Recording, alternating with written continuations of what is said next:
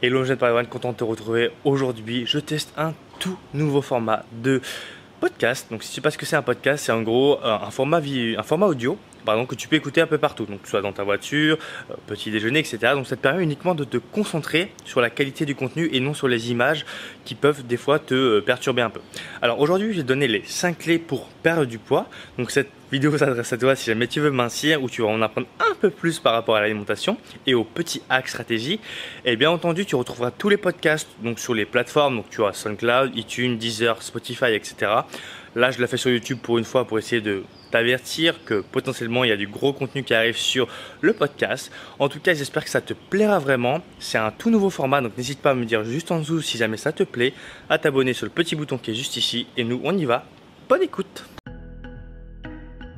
Hello mes jeunes Padawan, bienvenue dans le podcast 100% forme. Je m'appelle Thomas Jank, suivi par plus de 120 000 personnes sur mes différents réseaux sociaux et mon but à travers ce podcast c'est de vous apporter des vrais conseils utiles sur l'alimentation mais aussi de vous inspirer à devenir la meilleure version de vous-même. Aujourd'hui dans ce podcast, nous allons aborder les 5 clés pour perdre du poids. Donc si jamais votre objectif c'est de mincir et que vous ne savez pas forcément comment faire, dans ce podcast vous allez apprendre vraiment pas à pas les étapes pour commencer à maigrir tranquillement et assez facilement.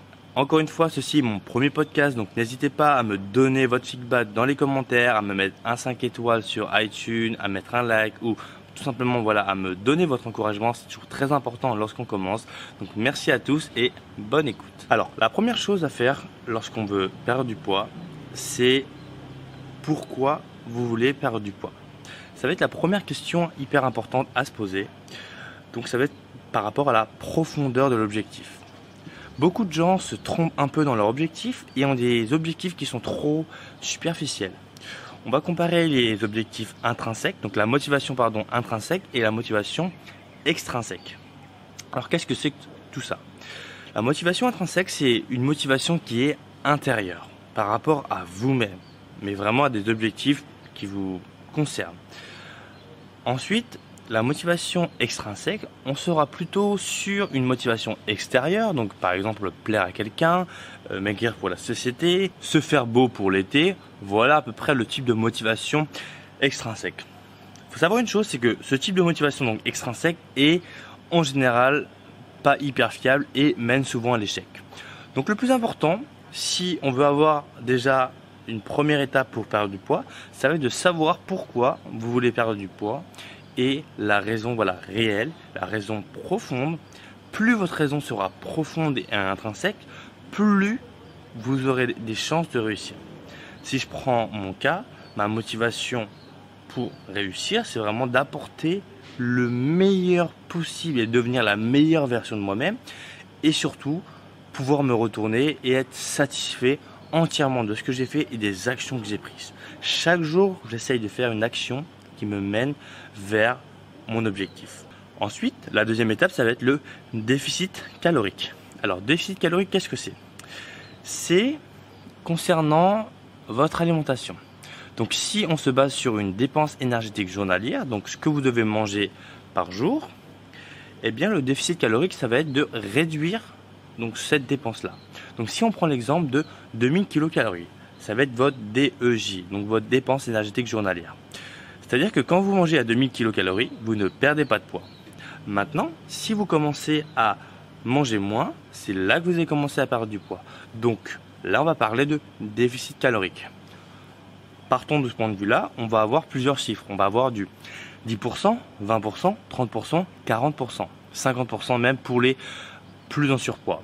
Ce déficit calorique-là dépend surtout de votre niveau de départ.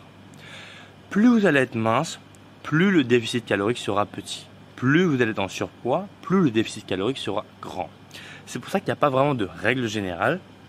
Mais si vous ne perdez pas de poids, une des premières raisons, ça reste que vous ne faites pas un déficit calorique ou simplement que vous pensez que vous êtes en déficit calorique, mais vous ne l'êtes pas du tout.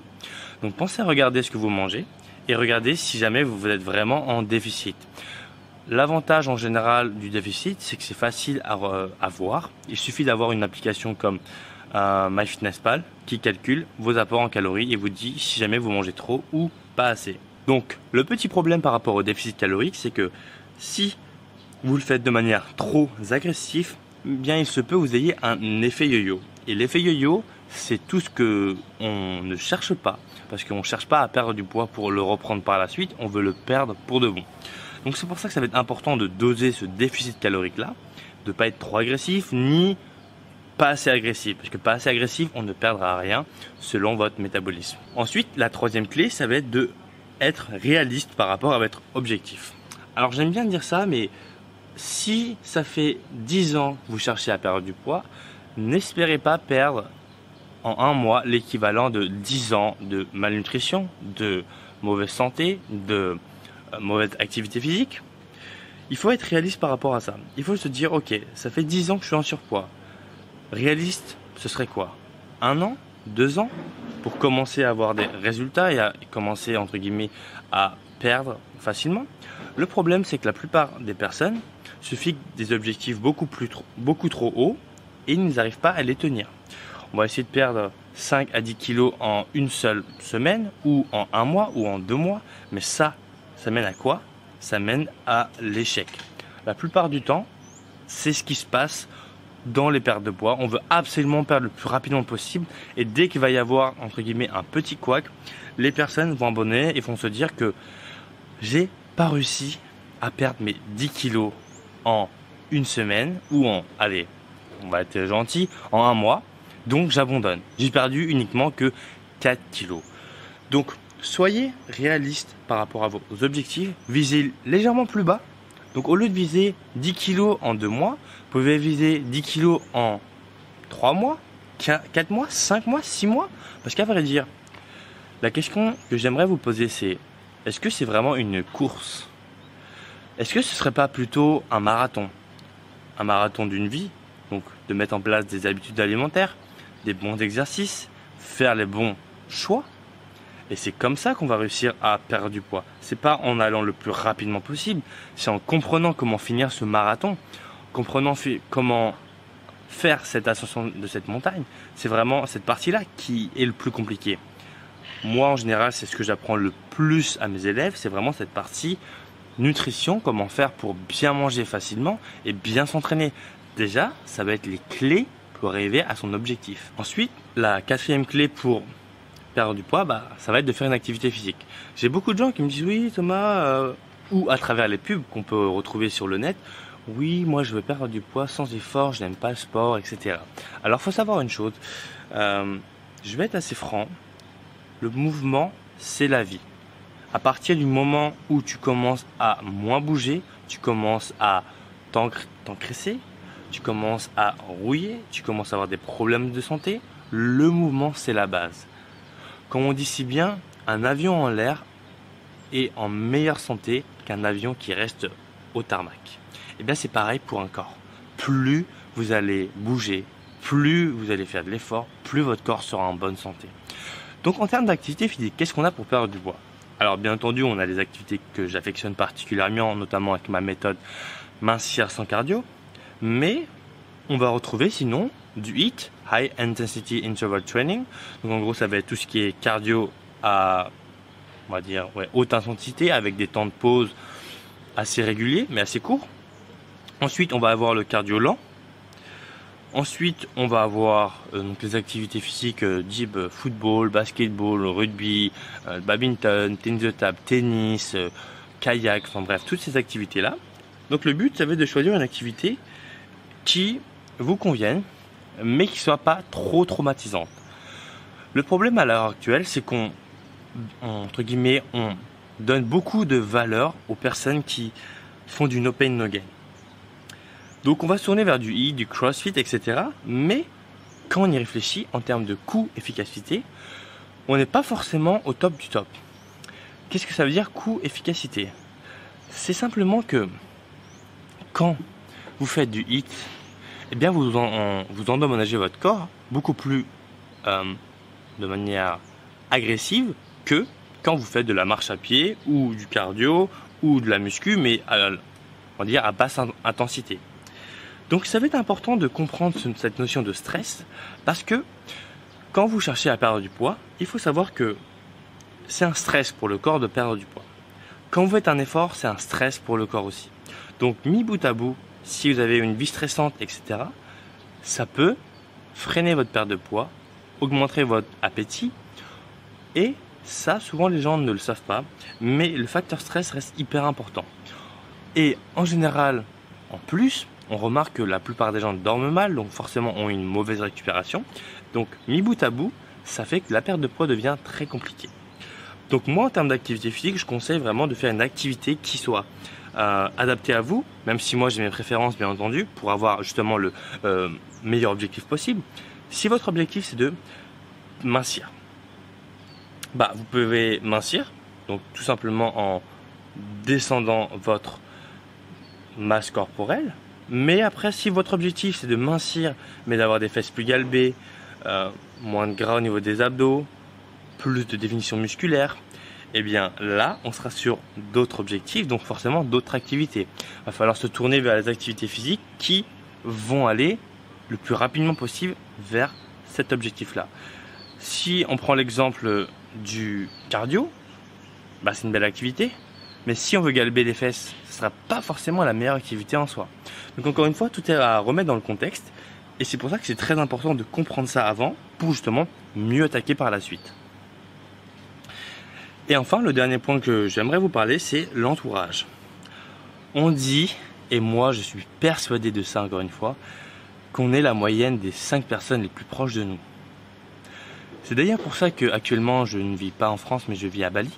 C'est justement pour m'entourer de personnes qui sont dans la même vibe que moi, qui comprennent mon métier, qui comprennent mes attentes, mes doutes, mes faiblesses, mes questionnements. Alors que si c'était dans un environnement où toutes les personnes, je ne sais pas, mangeaient n'importe quoi, fumaient, allaient en soirée tous les soirs, eh bien on se retrouve en fait avec un entourage qui est vraiment mauvais. Parce que on remarque souvent que les gens qui commencent à fumer, eh bien c'est simplement parce qu'ils ont été influencés par leur entourage. On ne naît pas avec une cigarette dans la bouche, on commence à fumer à cause des gens qui nous entourent, simplement. Donc, cet entourage-là, va falloir faire le choix. Donc soit vous vous mettez dans un groupe médiocre, mais du coup ça vous tend vers le bas, soit vous faites le choix d'aller chercher un groupe d'entourage qui vous porte, qui vous stimule avec les mêmes objectifs que vous, et là je vous promets que vous allez avoir beaucoup plus de résultats. C'est-à-dire pour ça que dans mon groupe privé Facebook, j'ai mis en place des groupes avec des objectifs précis. Tout simplement parce que ça permet de motiver les gens qui sont à l'intérieur et forcément d'avoir beaucoup plus de résultats. On appelle ça, nous dans le jargon, le cerveau collectif. Plus on est nombreux, plus on a de ressources et plus on a d'entraide et plus on va loin. Comme on dit souvent, tout seul on peut aller quelque part et ensemble on va beaucoup plus loin et beaucoup plus vite. C'est pour ça que c'est très important de s'entourer correctement et ça fait partie des clés et en général, c'est un peu ce qui fait défaut. On a beaucoup de gens qui ont un entourage qui est vraiment pas très bon, pas très healthy, pas très dans l'état d'esprit que vous voulez être. Et ça peut vachement vous péjorer. C'est pour ça que, voilà, faites attention, regardez qui vous entoure. Dites-vous, est-ce que ce genre de personnes, c'est vraiment avec eux que j'ai envie de passer le plus de mon temps? Est-ce qu'ils ne me rabaissent pas? Est-ce que j'ai pas moins d'énergie avec eux? Questionnez-vous par rapport à ça, parce que le plus important, c'est qu'à la fin, vous vous dites, ouais, j'ai vraiment ce genre d'amis, c'est vraiment avec eux que j'ai envie de passer le plus de temps. Et ça, pour moi, c'est le plus important. Quand vous avez compris ça, vous avez les 5 clés pour réussir une perte de poids. Bien entendu, il y a beaucoup de choses à mettre en place. Donc, si jamais vous avez des questions par rapport à une perte de poids, j'ai laissé mon adresse mail en bas, donc dans la description, dans les infos. Ça dépend sur quelle plateforme vous écoutez ça. En tout cas, j'espère que ce type de format vous plaira, ce nouveau format. N'hésitez pas à me donner vos feedbacks encore une fois. Et je vous remercierai jamais assez pour tout le soutien que vous m'apportez. Donc je vous dis à bientôt pour un prochain podcast. D'ici là, portez-vous bien. Ciao, ciao.